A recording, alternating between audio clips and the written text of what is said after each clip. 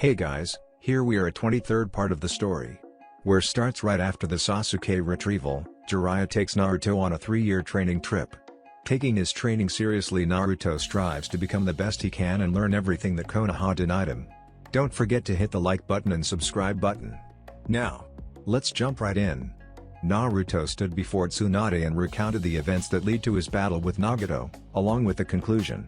The Hokage sat behind her desk. She had steepled her fingers as she listened to him, the grave expression on her face one of conflict and pride. I followed Nagato's chakra signature using Sage Mode, but when I arrived at the cave where I last detected him, he wasn't there, Naruto said. It could be that he left and is biding his time. However, there's no way for me to be sure. I see. Tsunade leaned forward and placed her head against her hands. I can't believe you fought against pain on your own. That was an incredibly stupid thing to do, Naruto. Naruto shrugged. I didn't have much choice. It was either fight him or let him kill my teammates. That is true, Tsunade sighed as though releasing all of her pent-up emotions with that one breath. It seems you found yourself in a dangerous situation, but at least you defeated Pain's paths. That proves that you're growing stronger. What's more, since you defeated him, it also means that the alliance between the smaller hidden villages will fracture. Pain had been the backbone of the alliance, the one who had gathered them and placed the minor villages on their warpath. They couldn't win without him. It was his strength that had given them courage, his abilities that had allowed them to stand up to the major villages. Once word spread that Pain had been defeated, the smaller nations would end the war, even if he was still alive. What should we do about the hidden villages? Asked Naruto. Tsunade leaned back in her chair, cupping her chin as she adopted a thoughtful mien. We'll spread the word that you defeated Pain in single combat and wait to see what their response is. If they decide to end the war, we'll go ahead and create a peace treaty between us and the minor villages. Naruto approved of that idea. He didn't want to kill people who didn't need to die. Eliminating bandits and missing ninja who killed for their own purposes was different than slaying ninja who simply wanted to defend their home. Peace would never come if the hidden villages fought each other. In that case, I'd like to suggest some potential ideas for the treaty, Naruto said. Go ahead. Tsunade waved at him to continue. I was thinking about the reason the minor villages decided to side with Pain, Naruto began. It's a well-established fact that the major villages get most of the missions. When someone wants something done, the chances of them going to a minor village like Kuze is low because no one truly gets to see the quality of their shinobi. Even so, when war breaks out between the villages like it did during the Third Great Shinobi War, it is always the smaller nations that suffer. Naruto paused a moment to regain his breath. Tsunade, an intent expression on her face, remained silent. This is why the minor villages sided with Pain. I think their dissatisfaction and hatred toward the major nations has always been there, but they couldn't do anything because we were so powerful. Once Pain destroyed Kumo, he made them believe that we could be defeated if they followed him. All good points. Tsunade nodded. And all essentially true. So, what are you asking of me? That I should be lenient with the smaller nations?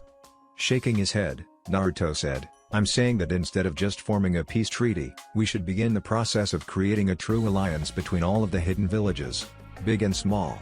If we create a system where every nation has an equal opportunity to represent their village, we might be able to avoid needless wars and bloodshed. The way Tsunade stared at him made Naruto feel slightly uncomfortable. It was the hard stare of someone who looked like she was seeing right through him. That expression on her face, combined with her piercing eyes, made him stand straighter, as though he were trying to feign that he wasn't bothered by it. Eventually, however, the look left, and Tsunade gave him a weary smile. You sound just like Jiraiya. She paused, the smile becoming more dry. Well, a slightly smarter version of Jiraiya. He always talked about ending the bloodshed between nations when he was younger, but he could never figure out how to do that. Reaching underneath her desk, Tsunade pulled out a bottle of sake and 2 saucers. After uncorking the lid, she poured some sake in each glass, and then slid one across the desk. Naruto picked it up and took a sip. He let the warm liquid slowly run down his throat and warm his belly. Your idea actually sounds more plausible than all the ones he's come up with. However, Tsunade tossed back her drink in one gulp, unlike him, and then filled her saucer again. I don't think bringing about a lasting peace will be that easy. The elemental nations have been at war since before the founding of the hidden villages. Even when we're not fighting, we're in a constant state of Cold War, always preparing for the next massive battle. Getting every village to agree to an alliance isn't going to be a simple task. Naruto nodded. I know that. But you know, if we don't at least make the attempt, then nothing will ever change. Tsunade leaned back and blinked several times, her wide eyes revealing her shock. Naruto gave her the most determined look he could muster. If all we do is talk about how things can never change, then nothing ever will change. Someone has to start somewhere, someone has to extend an olive branch. That's why I've decided to be that someone. Even if I end up failing, at the very least, I will be able to say that I did everything in my power to bring peace to this land. Tsunade and Naruto stared at each other in silence, which was broken only by the small rustling of the curtains. He didn't know what she was looking for. Her gaze seemed almost as if she was testing his resolve, or perhaps she was simply wondering if he had lost his mind. Neither one of those actions would have surprised him. Within this silence, a voice spoke from the windowsill. I couldn't have put it better myself, brat. Naruto and Tsunade to look at the window as Jiraiya hopped into the room. The one-armed man grinned at the two. You'll never use the door, will you? Asked Tsunade with a sigh. Course not, Jiraiya responded, his wide grin growing larger. You should know that by now. Anyway, I couldn't help but overhear your conversation. You mean you were spying? Tsunade interrupted. And I have to admit that I'm impressed, Jiraiya continued without missing a beat.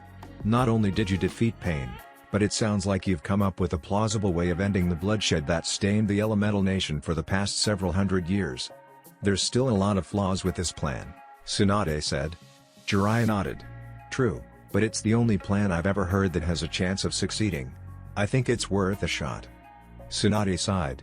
In that case, can I count on you to begin spreading the information that Naruto defeated pain? I can certainly do that, though I don't think we'll need to worry, Jiraiya chuckled. Rumor is already spreading thanks to the Kuza ninja who escaped their village's destruction. Not only that, but it seems like Naruto's actions have earned him their respect and put Nagato in a bad light. It won't be long before the other minor villages hear about how Pain destroyed a village he was allied with. No one will want to work with him after that. It was certainly true. The ninja world was based on deceit. Even allies were often only using each other for their own purposes, and it was generally an accepted fact that, once their mutual goal had been met, they would turn on each other. Even so, destroying a village when they were still allied was going to leave a bad taste in everyone's mouth. Naruto had avoided this issue by establishing more than mere alliances, he had established relationships. He had rescued Gaara when they were younger, saving his friend from the torment of being alone by offering understanding. Mei had become one of his lovers. What had once been an exchange program for mutual benefit had ended up with them being in a relationship. It was the same with Yugito. Even though Kuma was destroyed, before that, they had established an alliance because of the relationship between him and her. Pain had only created that alliance by using the minor villages' hatred against the major villages and displaying his overwhelming power. He hadn't earned their trust, he hadn't established any friendships. The only thing he'd done was give their hatred direction. Hatred could never create a long-lasting alliance. It was a given that, even if they had ended in victory, war would break out as the smaller villages fought over what was left of the larger villages.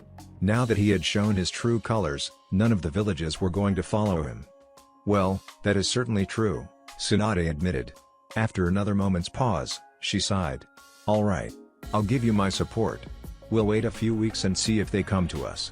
If they don't, I'll send emissaries to each village. That's about all I can do.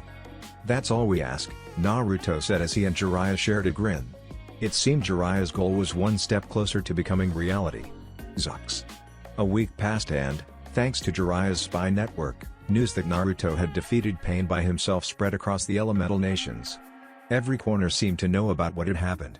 Reports came back in, informing everyone that the minor villages had completely broken off their alliance and were no longer taking action. Naruto had been hoping that something would develop from this. He wanted the minor nations to try and broker a peace treaty, but that never happened. No emissaries came, no messages flew in, which led Naruto to believe that the smaller nations were hoping to forget this entire war happened and return to the status quo. It pissed him off. Oh. Oh. A loud cry rang out around the room. Naruto was kneeling on a bed of dark blue sheets, which were rumpled and creased. His hands held the naked flesh of Mei's hips, keeping her steady as he thrust into her from behind. The warm wetness of her inner walls clung to him as though desperately trying to keep him in. Lewd, wet slurping and smacking noises echoed all around the room as his hips slapped against Mei's ass. Naruto. That feels so good. Your dick is pounding into my womb. And your pussy is clinging to me. I love how it feels to be inside of you. Naruto leaned over until his chest was pressed against Mei's back, and then he reached around and found her breasts. Not like it was hard. Mei's tits were pretty large. He didn't cup her breast right away, but instead pinched her nipple, tweaking and gently tugging on it. Mei's cries increased in frequency and volume. Her back arched against him, causing her breasts to bounce. Naruto moved his head until he reached her ear, which he took into his mouth and nibbled on. The walls around him became tighter. They also became even wetter, allowing him to keep thrusting into her at the same blistering pace. Naruto. That feels so good. If you keep this up, I'm going to. Having already sensed that she was close, Naruto let go of her breast, slid his hand down her stomach, and he rubbed his finger against her clit. Mei fell forward as if all of her strength had disappeared. Her scream was muffled by the pillow, but the amount of love juices flowing out of her told Naruto that she had orgasmed. He grunted, gritting his teeth as he held his own in for a few more seconds, and then released it inside of her. Mei screamed again. Before Naruto could fall on top of her, he rolled off to the side. Lying on his back, he waited for a few seconds, catching his breath, and then turned over and pulled Mei against him. His lover sighed in content as she moved herself closer. It's been a long time since you and I have been alone, hasn't it? Mei said without turning around to face him. It has, Naruto agreed. He kissed her shoulder, which earned an appreciative purr. I'm sorry for not being able to drop by as often as I used to. Considering what's happened, I can't really blame you. He couldn't see it, but he could imagine her grimace. War is a nasty business. Anyway, I don't want to talk about that. She turned around in his arms and smiled at him. Tell me, how is Yugito doing? Naruto chuckled. She's doing well. I haven't seen her much because we've both been busy. We just recently finished building a new district for the residents of Kumo out of one of the districts that got destroyed. She's been helping them all move in. I'm glad she's been doing well, but it sounds like you've been lonely, Mei said. Is Yugao still avoiding you? Sighing as he pressed his forehead to hers, he said, yes. You really should do something about her. Like kidnap her, throw her against the bed, and screw her brains out. Feeling his lips curve into a smile, Naruto said, I don't think that's the best way to make her start talking to me again. It would have worked with me. You're a lot more upfront and honest with yourself than she is. True. Mei paused for a moment. Naruto didn't say anything, instead choosing to wait for her to speak. I think I might have an idea, if you're willing to listen. I'm all ears, Naruto said after a moment's pause. Grinning, Mei told Naruto her idea. Zox. Smoke drifted along the lazy air currents brought about by ceiling fans. Patrons sat at tables and at the bar, drinking and laughing. The low lighting made seeing all these people difficult, or maybe it was the alcohol. Yugao had certainly drank a lot. There were sake bottles strewn across the table, a table that she currently had her face planted on top of. The cool surface brought a sharp contrast to the warmth in her face. You know, I'm glad you called me out here, Kurenai began, but if all you're going to do is drink, then I'm going to go home.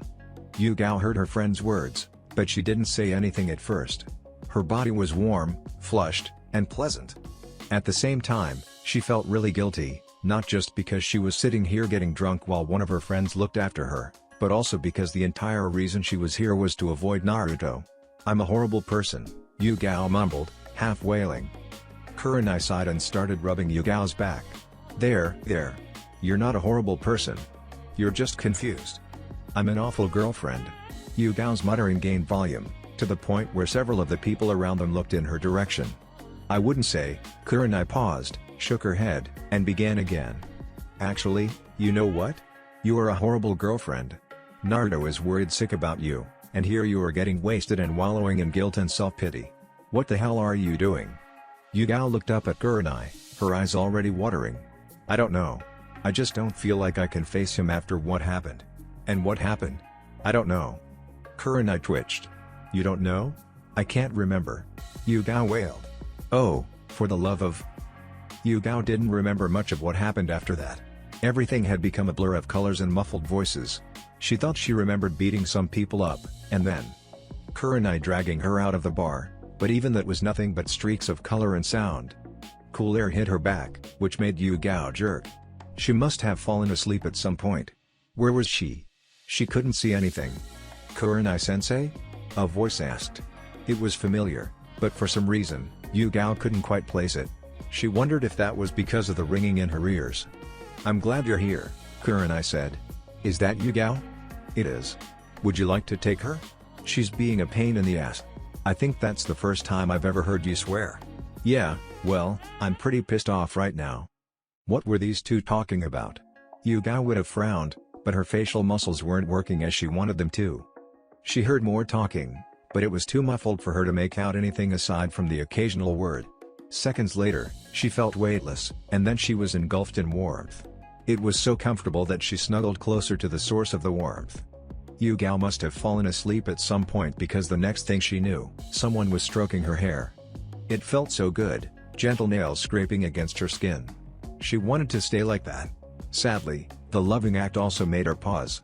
There was only one person alive today who would do something like this to her, and she had been avoiding him. She opened her eyes.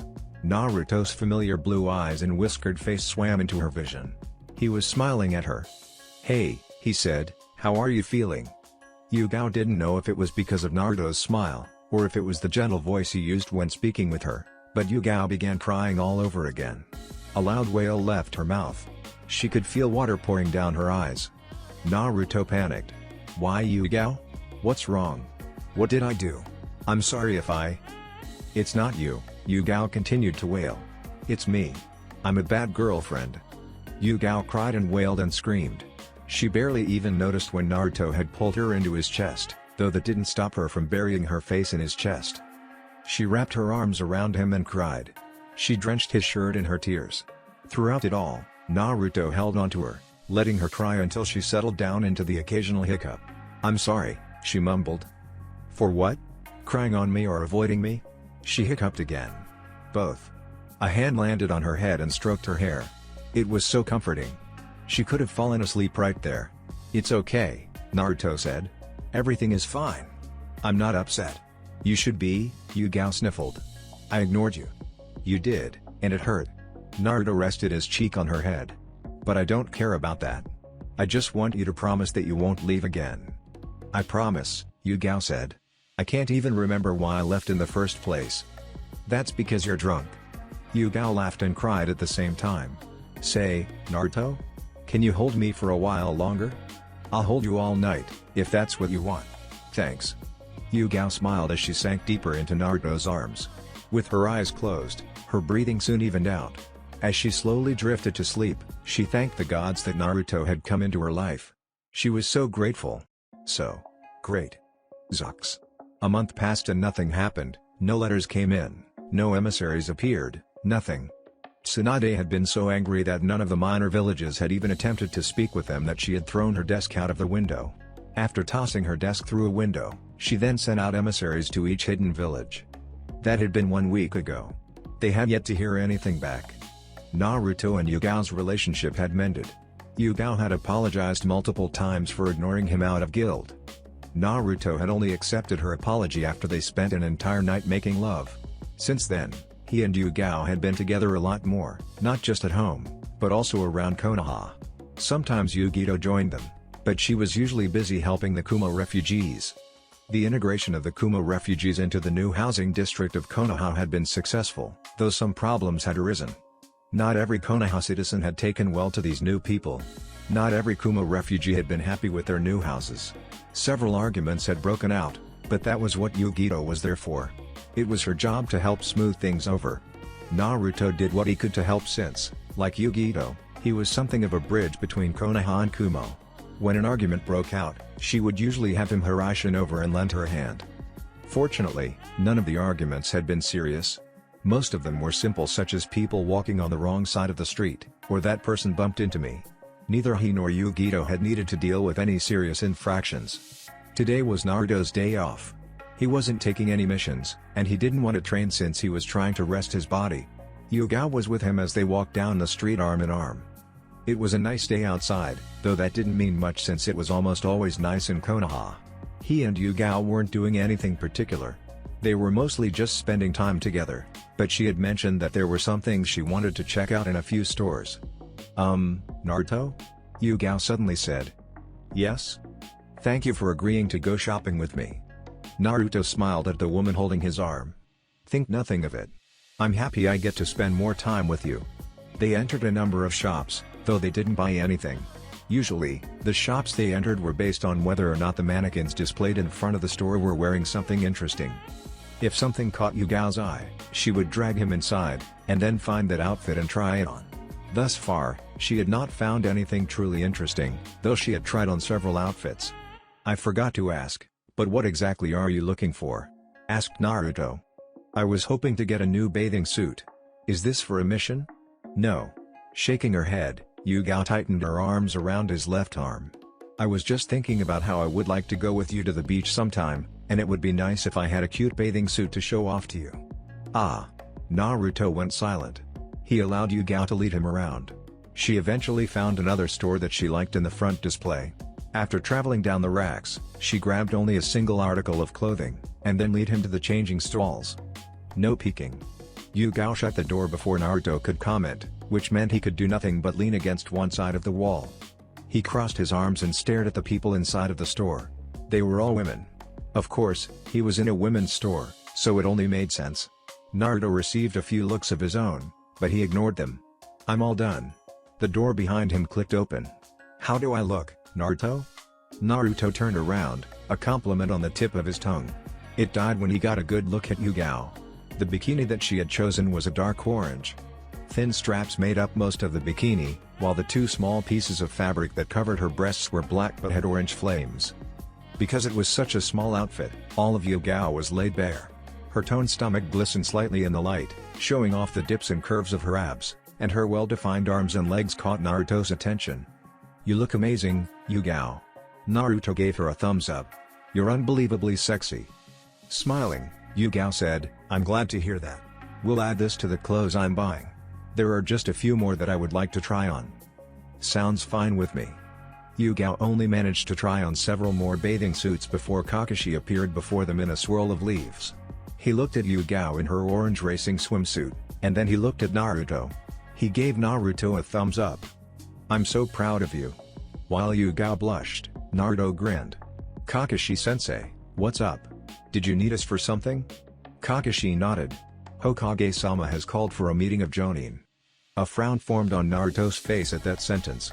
A meeting of Jonin was only called for two reasons: the newly minted Jonin were going to be getting their Jonin sensais, or there was a crisis of some kind. Since the current students at the academy wouldn't graduate for another 6 months, that meant there was a problem. "Tell Tsunade we'll be there shortly." "Will do." Kakashi nodded to them both once before disappearing again. Yugao changed into her regular clothes, they bought her bathing suits, and then they went to the Namikaze estate to put it all away. Immediately afterward, Naruto Hiraishined them to the Hokage tower, directly into the meeting room located several floors below the Hokage's office. A lot of people were already there. Naruto recognized Guy and Kakashi, Kurenai and Asuma, and Genmai. There were still many Jonin who he didn't know, but that was because they had never interacted with each other before. Tsunade was also there, standing in the back, where a small platform had been raised. There was a grave atmosphere about her. Naruto didn't know what was going on, but he could tell that something had happened. "It looks like you're all here so we can start the meeting," Tsunade said. "Several hours ago, 6 of the 22 emissaries I sent out came back with grave news. The hidden villages they were sent to have been wiped out. Everyone down to the last man, woman, and child was brutally killed." Her words caused a stirring among the ninja. No one said anything, though, for they were still ninja, well-trained and indoctrinated in when it was and wasn't appropriate to say anything. Naruto looked at the others, noticing their attentive expressions as Tsunade began speaking again. "Another 6 of my emissaries have reported that there is an army of white Zetsu clones coming out from somewhere inside of Mountain's graveyard." Tsunade paused before delivering her bombshell. "Reports claim that several S-ranked shinobi who we know are dead are leading them." Zux. Another meeting was called. This one was not a summit meeting, but a war council between nations. That was why Suna and Kiri, along with several minor nations who Konoha's emissaries had managed to contact, gathered their armies and marched to Konoha. Among those gathered, the one who showed up in the most style was, of course, the Land of Spring. Naruto almost sighed as he watched the 10 majestic zeppelins settle down just outside of Konoha. Tethers shot out from the bottom, staking into the ground, and several thousand men and women disembarked from the boarding ramps. Clad in the powerful gray chakra armor, bearing crossbows, swords, and shields. These were Koyuki's recently formed elite army. Among that army were several snow ninja. Of course, he didn't know if they could be called Yuki ninja anymore. However, they still used snow in all of their ninjutsu. The snow was sealed inside several scrolls attached to their thighs. They, too, wore the chakra armor, though theirs appeared more streamlined. The last person to leave the zeppelin that Naruto stood in front of was Koyuki herself. She was not dressed in her standard kimono. Decked in dark gray chakra armor that was fitted underneath a loose purple kimono, carrying a katana at her side, Koyuki looked like a warrior princess. Actually, her current outfit made him think of her Princess Gale role that she so often played in movies. She wasn't alone. Konan, no longer wearing standard ninja garb, was dressed in a thigh-high kimono skirt. She did not wear the chakra armor like everyone else, or more like she couldn't. Chakra armor would mess with her paper ninjutsu. The kimono, a light purple, fluttered as she walked down the ramp. Naruto. Koyuki rushed down the ramp and leapt into Naruto's open arm. She didn't hesitate to capture his lips with her own. Koyuki's kiss was fiery and passionate. It was the kind of kiss that most people didn't normally give in public due to matters of propriety. Koyuki, despite being a daimyo, cared little for such things, at least when it came to their relationship. "It's been a while," Naruto said seconds after Koyuki had thoroughly ravaged his mouth with her tongue. "I'm glad you and Konan are doing well. I wish the circumstances of our meeting were different," Koyuki said, a somewhat bitter smile curling her lips. "It seems we usually only see each other during a major crisis." Koyuki was exaggerating a bit, but her words were not without merit. It was true that they usually saw each other when something bad had happened. Even so, it wasn't like they hadn't seen each other several times since the summit. Naruto made it a point to visit her and Konan when he wasn't busy with his ninja duties or spending time with Yugao and Yugito. "Life sometimes works in strange ways," Naruto said as Konan finished ascending the stairs. He gave her a warm smile that was immediately returned. The kiss they shared was less enthusiastic than Koyuki's, but he didn't think it was any less passionate, especially when she slipped her tongue into his mouth. "You've become a lot less reserved. Is that Koyuki's influence, I wonder?" Konan looked away, but Koyuki grinned and slipped her arms around one of Konan's. Her chest was puffed up as though she was pleased with herself. "You noticed that, did you? I've been working on making her less reserved in public, but she still only acts that way when she doesn't realize that her inhibitions have been lowered. Bring it up and she gets like this." As Koyuki gestured at her, as if emphasizing her point, Konan frowned. "I do not know what you mean." "Right. I'm sure you don't." Koyuki grinned. As several Konoha ninja met up with the Land of Springs forces and helped them get sorted, Naruto escorted Koyuki and Konan to the meeting hall. As he did, he explained their current situation. "Kiri and Suna's forces are already here.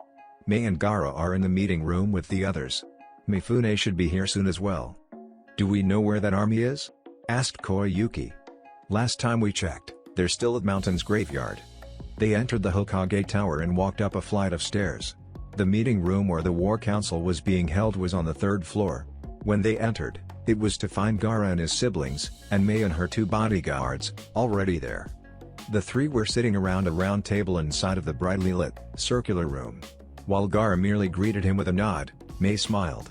And then licked her lips as if she wanted to gobble him up. Maybe she's remembering last night? Mei had arrived early yesterday, packed her belongings at Naruto's, and then dragged him and Yugito across Konoha. They had eaten an early dinner and spent the rest of the night in Naruto's bedroom. They didn't get any sleep. Yugito was still sleeping. Mei had exhausted the poor woman last night. There were 8 other people who Naruto had only been introduced to several days ago. They were the leaders of Frost, Claw, and Fang. Sadly, those 3 were the only small villages who had responded to their emissaries. They had come to Konoha after hearing about how Pain destroyed Kusagakur.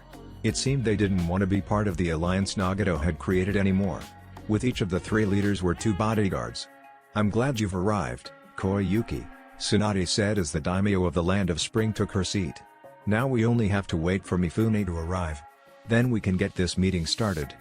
In that case, a voice began from the entrance, "Please be sure to get this meeting started right now." Mifune walked into the room, 2 samurai walking after him. His calm strides were long and quickly took him to an empty seat. He sat down and leaned back, glancing around the table before turning to Tsunade and nodding. Tsunade nodded back. "Welcome, Mifune. I'm glad to see you could make it. Since you're here, I'll get started. Everyone shifted in their seats to get comfortable. Naruto, who, due to not being a Kage or daimyo, moved to stand beside Jiraiya, who was behind Tsunade. They shared a nod of greeting but didn't speak. The meeting was starting and neither wanted to disrupt it. I'll start from the beginning, Tsunade started. Exactly 1 week ago, we received reports of White Zeta's clones gathering around the mountain's graveyard. For those of you who are unfamiliar, Zetsu is a member of Akatsuki. He looks like a man with a Venus flytrap on his head. Half of him is black, and the other half is white. We've learned recently that he can split himself in half and has several thousand clones of him that are capable of fighting. The clones are indistinguishable from the real thing, and they have the ability to mimic a person's chakra signature. Tsunade coughed into her hand. In either event, the White Zetsus are gathering. We can only conclude that their purpose is to begin a war. That, or they're trying to goad us into a war. Any actions we take will end with war anyway, so we've decided that joining forces to fight against this threat is the best option possible. Tsunade finally sat down and, to the surprise of Naruto, Gaara stood up. He looked at everyone in the room, making eye contact with each person. Then, and only then, did he begin speaking. We've been analyzing the enemy's movements for several days now, thanks to Koyuki lending us one of her newest zeppelins. From their movements, we can determine that they are going to attack by 2 methods.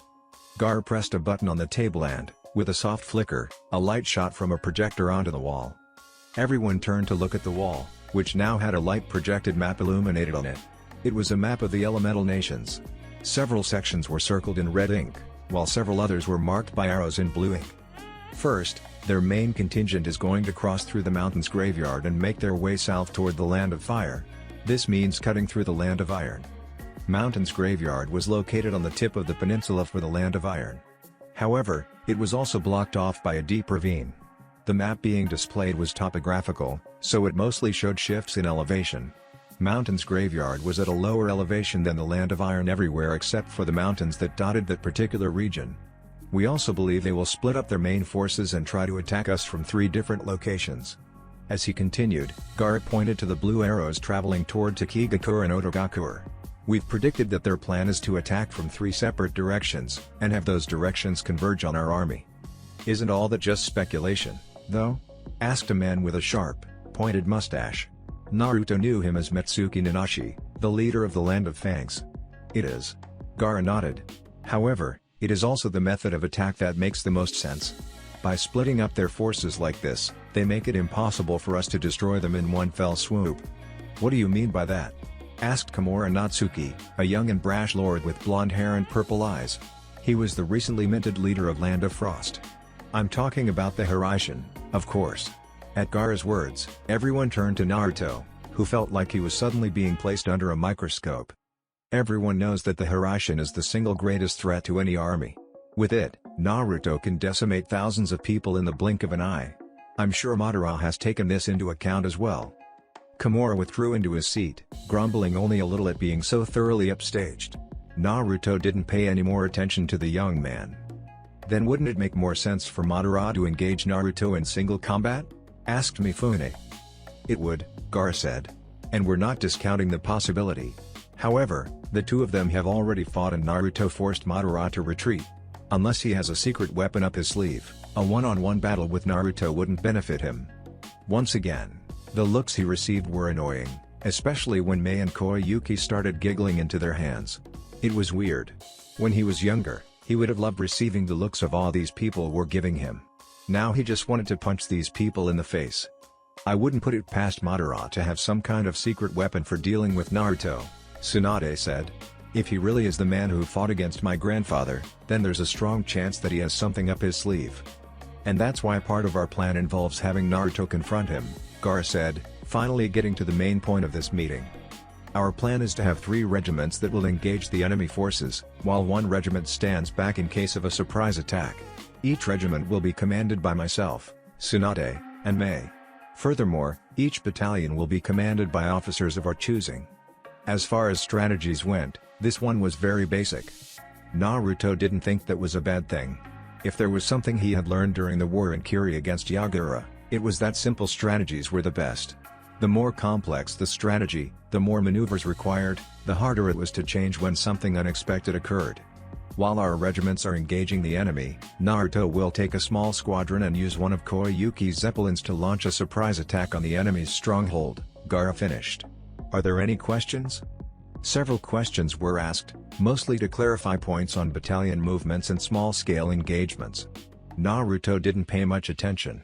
He thought about his own role, attacking the enemy stronghold with a small squadron. He would have to pick his squadron carefully. This mission would probably be even more dangerous than the large-scale battle between the two armies. "There is one more thing I believe we should clarify," Mei intruded into the conversation. "Since we're now an alliance, don't you think we should create a uniform to show our unification? At the very least, I believe we should have a headband to show that we're now one." "I actually thought this might come up," Koyuki said suddenly. She stood up in her seat and smiled at everyone. "That's why I've taken it upon myself to officially design a new shinobi uniform." Her grin widened. "I think all of you will like it." Zux. The outfit that Koyuki had made was, indeed, pretty good. The tan vest was reminiscent to the ones used in Suna, but it was made in the style found in Kiri. Underneath the vest was a blue shirt and blue pants that were traditional of Konoha. The vest itself was chakra armor. It must have cost a fortune. The final touch was the headband, which had the kanji for shinobi on the headplate. Koyuki said that, since they were all ninja, their symbol should be something to signify this. Preparations for the war began immediately after the war council. Mei had been put in charge of the shinobi's overall forces. With her at the head, the villages combined their forces into a single unit and began the process of creating a collaborated front known as the Allied Shinobi Forces. Not everyone seemed to like this idea, and there were several fights that broke out during the integration process. However, Naruto, Mei, Gaara, and Tsunade all worked hard to resolve these conflicts. To further help resolve issues brought about by people of different nations working together, Gaara created a group comprised of Hinata, Chujuro, Tamari, and a ninja from the land of Claw named Takaki. Their job was to unbiasedly resolve any conflict that might arise. Much of the preparation involved dealing with logistics. The Allied Shinobi forces needed to take stock of and order their supplies. Thanks to Koyuki's zeppelins, which could traverse the elemental nations in several hours, they were able to easily transport all the supplies they needed, but creating a list that combined all of the supplies they had was difficult. That was why the task had been left up to Shikamaru, who had muttered aloud troublesome before getting to work. Yugito, Samui, Ao, Kankuro, Hiyashi, and Mifune had been named battalion leaders. They were going to work under Mei, Gaara, and Tsunade. Their role was going to be leading each battalion while the three regiment leaders directed their respective forces. Each battalion consisted of 5,000 troops. With 6 battalions in total, not including the one being kept in the rear, that made for 30,000 ninja. Underneath each battalion was further divided into 2 contingents of 2,500 ninja, which was divided even further into legions, and then units, followed lastly by squadrons. This was done to create a stable chain of command. The idea had been Shikamaru's who, on top of being placed in charge of logistics, was also acting as Mei Terumi's military advisor. Naruto had very little to do with the overall forces. His job was separate from the others. While they would fight a large-scale battle, he, along with 2 squads of 4, would travel to Mountain's graveyard and destroy the Akatsuki's stronghold. Even if destroying the stronghold didn't stop the war, it should damage the Akatsuki's forces. Of course, Naruto's main task was not destroying the stronghold, but finding and killing Madara Uchiha. For this mission, Naruto had selected 7 other people to accompany him: Neji, Konan, Yugao, Tenten, Rock Lee, Sakura, and Kakashi. Since they were going in as 2 squads, he was leaving Kakashi in charge of Sakura, Rock Lee, and Tenten. Meanwhile, Naruto would be going with Konan, Yugao, and Neji. While their goals in this were the same, they were going to be going about it in different ways.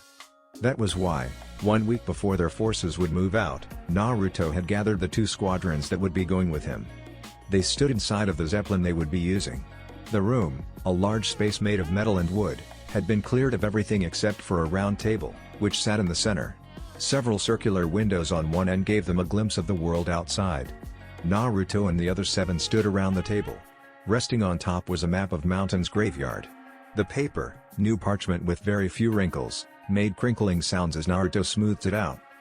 Because there are no flat plains around Mountain Graveyard, we'll be dropping out from the zeppelin while it's in flight. Koyuki has prepared hang glider packs for us. We'll be practicing aerial maneuvers today and tomorrow to prepare for the operation. Is it too late to admit that I'm afraid of heights? Asked Tenten, raising her hand. Yes, it is, Naruto said. I selected you for this task specifically because of your ability to use every kind of weapon and your sealing scrolls. Should we run into a small army or something, I'll need you to unleash my kunai. No one can do that but you. Fine, Tenten muttered, looking away. I'll do it.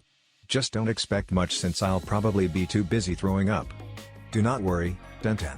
Rock Lee gave her a thumbs up. If you get sick, then I will carry you on my back. Tenten sighed. Well, thanks for that. I guess I'll be counting on you then. Yosh. Perhaps we should continue, Neji said. Naruto, have you planned what we should do once we're in Mountain's graveyard? Naruto nodded. I have. We'll be splitting up into 2 teams. One team's job will be to find where the white Zetsu clones are being manufactured and destroy it. I am not sure I understand. Rock Lee scratched his head. What do you mean by manufactured? Sakura? Kakashi gestured for her. Coughing into her hand, Sakura said, the white Zetsu clones are not real people. After doing a thorough analysis of several white Zetsus, we've discovered that they're actually artificially created beings. Each white Zetsu is identical, and they all have the same genetic makeup. This leads me to believe that they're being manufactured in secret somewhere.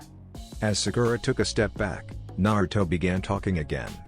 There are only a few places where the white Zetas could have been created. Out of all those places, the Mountain's graveyard is the only one that hasn't been thoroughly explored. What's more, the army couldn't have traveled there without alerting the Land of Iron. They could have gone by sea, Neji interjected. Then we would have received reports of a large armada sailing through the ocean, Naruto countered. In order to reach the Mountain's graveyard by sea, you have to pass by the Land of Spring. The White Zetsus showed up a month ago.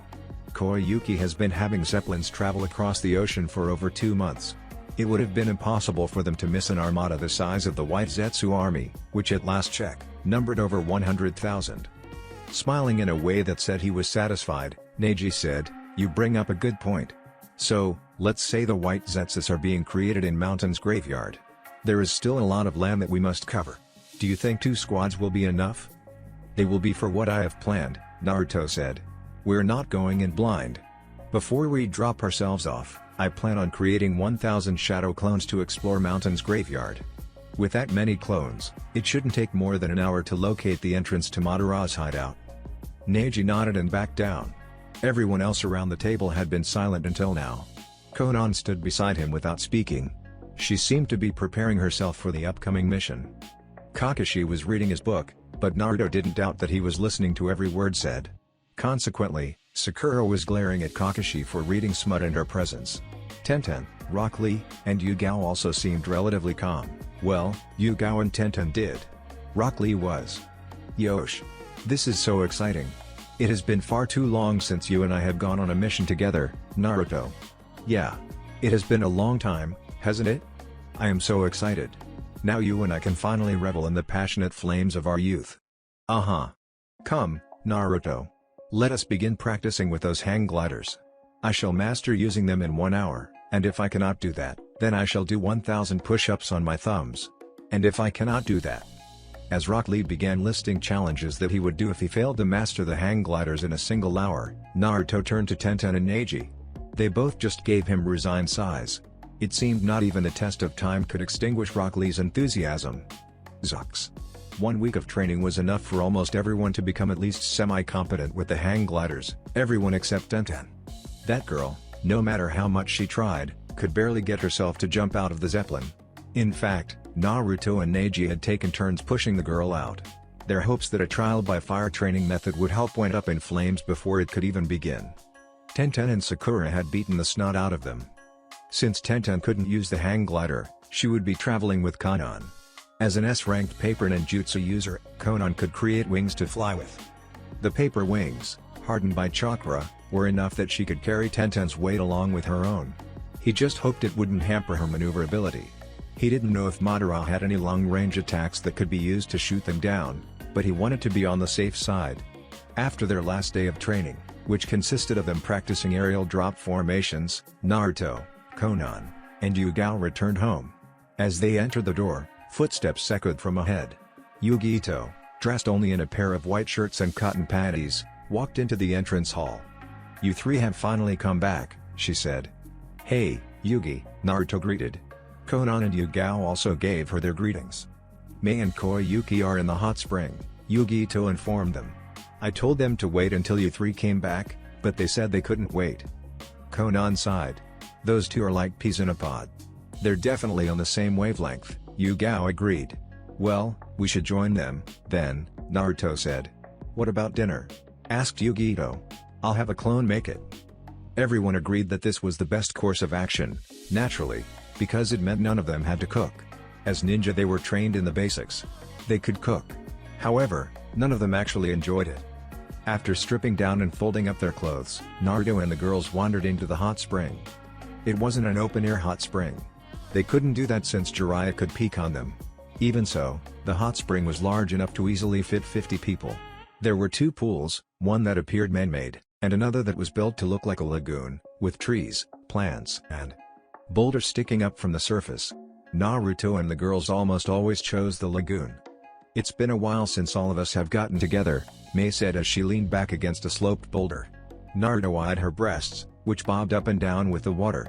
"Right? I don't think all of us have been in one place since." Koyuki tilted her head. 5 months ago, I think. "That reminds me, the last time all 5 of us stayed here, didn't we get really drunk?" asked Yugito. She crossed her arms under breasts. As they were squished together, a small pool formed in the valley between her breasts. "We did." Mei grinned, and, leaning into Yugito, she gently wrapped her arms around the other woman and placed nibbled on the Jinchuriki's ear. "As I recall, the 6 of us had a lot of fun together. 24 hours of it." Yugito's face was already red from the heat, but Naruto and the others were able to see her skin become an even darker hue. Her skin grew even darker when a moan passed through her lips. "You shouldn't bring up the past like that," Yugito snapped. "Why?" Because it's... "You're embarrassing her," Konan said in a calm demeanor. Isn't that the whole point?" Mei asked. "Don't you think Yugito is cute when she's embarrassed?" Koyuki cupped her chin and, with a faint thoughtful hum, slowly nodded her head. "She is pretty cute when her face lights up like that." "Hey," Yugito shouted. "But I think Konan's the cutest when embarrassed." Koyuki finished, slipping behind Konan and fondling her breasts. What are you? Besides, check these things out. Aren't they amazing?" Koyuki flicked Konan's nipples with the kind of skill that could only come from hours of practice. Her breasts are so big and sensitive. Even the softest touch makes them hard. That's not something you're supposed to tell others," Konan stuttered as she tried to get Koyuki off of her. It was to no avail. Most of her strength was leaving thanks to Koyuki's ministrations. "Ha! You think that's amazing? Look at this." Mei quickly pulled Yugito's arms away from her chest and hefted up her left breast. "These might be smaller than average." "Don't call my breasts small. But what they lack in size, they make up for in shape," Mei continued before flicking Yugito's nipples. The Jinchuriki squealed. "Also, they're a lot more sensitive than anyone else's, and when you suck on them, they..." Naruto sat on the sidelines and Koyuki and Mei bragged about Konan and Yugito's breasts, with each woman trying to one-up the other. Sadly, this meant Konan and Yugito were subject to some pretty erotic stuff. It even got to the point where Mei cupped Yugito's crotch, causing the blonde woman's back to arch as she cried out. "I'm not even sure what they're trying to prove anymore," Naruto said to himself. "Me neither," Yugao admitted. Unlike the others, she was not getting involved. A small tray floated in front of her, and she drank sake from a small saucer. "I think they're just having fun embarrassing those two." "You're probably right," Naruto agreed. "Are you feeling okay?" Yugao asked as she poured him a saucer of sake. "You seem to be lost in thought." "I'm fine." Naruto accepted the saucer with a grateful smile.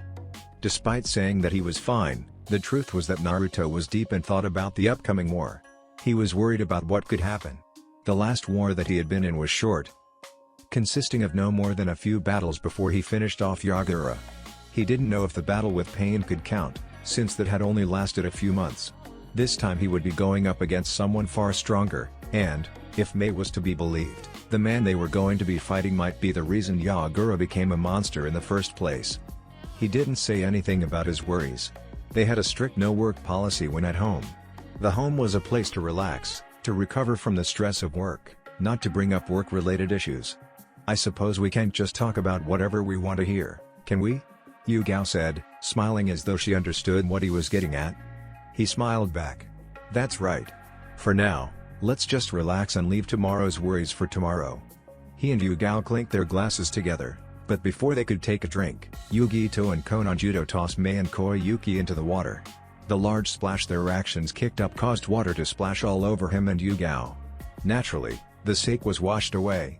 Oh, that does it, Yugao muttered as she and Naruto stood up. A three-way battle took place between Koyuki and Mei, Yugito and Konan, and Naruto and Yugao. There was no telling who won, since the battle ended in an orgy. That night, the six of them slept like rocks. Tomorrow they would go to war, but for the moment, all was peaceful. Zux. The army had assembled. Gaara, Tsunade, Mifune, and Mei stood in front of 30,000 ninja, all of whom were primed and ready to battle. Their matching uniforms made them look like a sea of browns and greens. Their headbands glinted in the sunlight. Despite being from different villages, all of them were standing together for a single purpose. Because they were on an elevated platform, built specifically for the purpose of this conversation, Naruto could see everyone. The entire sea of people lay before them. He stood behind the three Kiges, along with the village leaders of Claw, Frost, and Fang. Koyuki was also standing with him. He noticed, almost absently, that the three village leaders were staring at him and Koyuki. More specifically, they were looking at his and Koyuki's hands, which were laced together. He ignored them. Instead, he looked at the crowd of gathered shinobi. Despite wearing the same clothes, it was clear that many of these people could tell who was from what nation. Naruto could see the arguments breaking out. He didn't know what was being said, not even his hearing was that good, but it hardly mattered.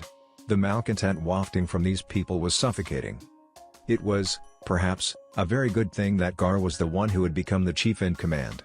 With his Sand's ability to create eyes, he could see the fights, and he could stop them. Sand exploded between the people who were arguing. It stopped everyone dead in their tracks. They all looked at where the sand had exploded, which even now blew away on the wind. In this silence, Gaara spoke. For decades now, the shinobi world has been at war. During the first, second, and third shinobi wars, our villages fought, killed, and brutalized each other without mercy. It's only natural that many of us would still harbor a great deal of hatred for each other. It's natural for people who have been enemies for so long to distrust each other. Gaara's become quite the orator.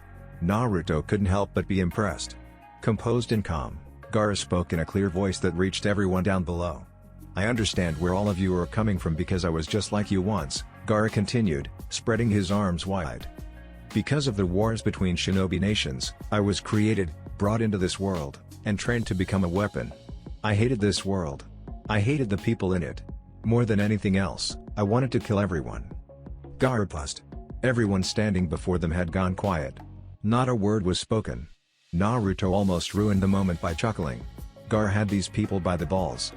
My best friend saved me from that hellish fate, Gaara announced. He wasn't a fellow Suna shinobi. He was an enemy, someone who by all rights should have hated me, but he didn't. After our battle, he told me that he understood me, that he wanted to help me. Despite the fact that I was his enemy, despite how my presence had hurt his village, he saved me from the hellish nightmare that I had been living. Gaara turned his head and caught Naruto's eyes. There was an almost unnoticeable smile on the other redhead's face. Naruto smiled back. Years ago, he had once thought of Sasuke as his best friend, but he knew now that their friendship had been one-sided. Ever since he and Gaara hit it off, the Kazekage had been like a brother to him. Gaara had even once offered to have him marry Temari so they could become family.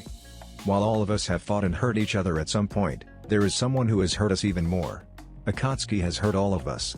They've manipulated our people, destroyed our villages, and killed our ninja. If we let them do as they want, our friends and family will suffer. That is why we must work together. Even as we speak, an enemy that's 100,000 strong is coming to crush us. A single village cannot hope to stand against them, but together, we can win. That is why I am asking you now. Gaara bowed his head. Please work together, work with me to end the threat that all of us are now facing. The silence that had descended upon the gathering army was almost deafening. It was like everyone was so afraid of breaking it that they had forgotten how to breathe. Naruto stared at Gaara's back, remembering a time when his friend had been a psychotic killing machine. He knew that his fellow Jinchuriki had come far, but at the same time, hearing this speech, Feeling the heartfelt emotions pouring out from him, it really hit home. Gaara had changed so much from the young boy who once thought of himself as a monster. Somewhere in the front, a person began clapping. Gaara blinked. Naruto blinked. One by one, the clapping grew louder, until, like a storm overtaking a small village, the clapping echoed across the entire clearing with a sound reminiscent of thunder. Chants could be heard mixed in with the claps. Cheers rang out. Naruto couldn't tell who was saying what, but the feelings coming from everyone was undeniable. They were united as one. Zux. Everyone had their marching orders, and they would soon be moving out. The three regiments would travel together until they reached the Land of Fire's capital. Then they would branch off, going their separate ways to fight their separate battles. One regiment, a fourth, would remain behind at the capital. Their job was to provide backup should it be required.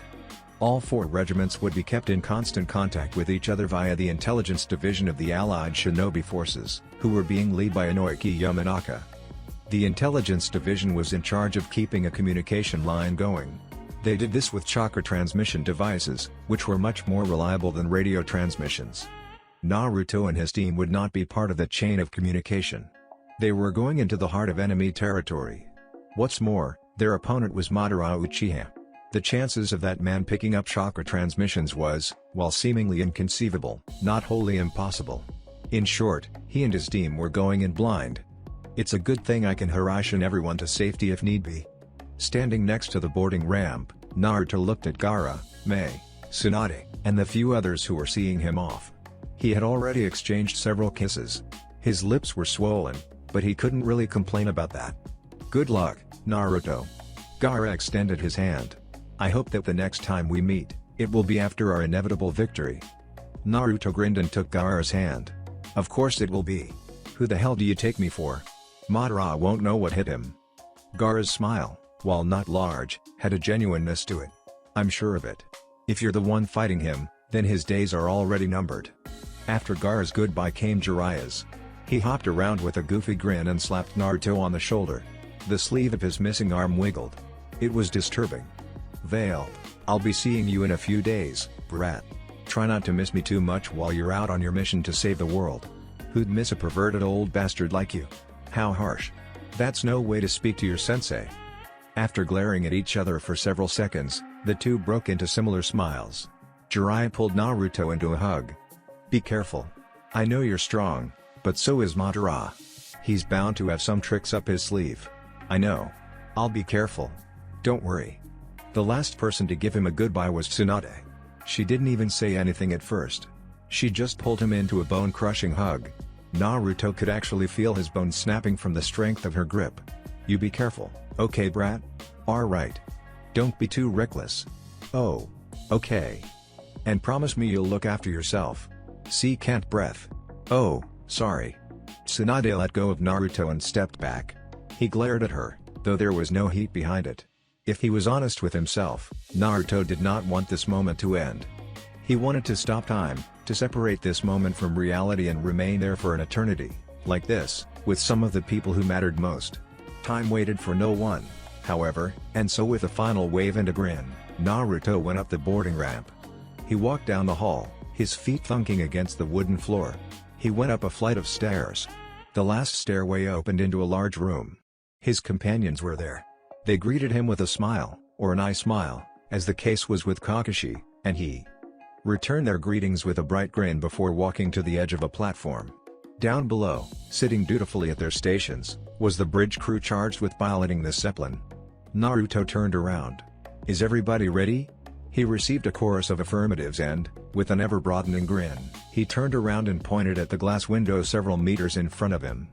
Then let's go, he commanded as Yugito and Yugao came to stand on either side of him. It's time for our mission, the one that will help end the war. And bring peace to this land, he said, though not out loud. As the Zeppelin lifted off, Naruto wondered what would wait him and the others in Mountain's graveyard. Danger, certainly. An enemy of unknown strength, definitely. Even so, Naruto wasn't afraid. He had his friends standing beside him, two of the women he'd pledged himself to next to him, and an entire army standing at his back. With these factors, there was simply no way he could lose. Watch out, Madara. Your time has come. That's it for this video. I hope you all enjoyed the video. Don't forget to like the video, subscribe to the channel, and follow me on my other social media accounts. Anime God here, and I'm signing off.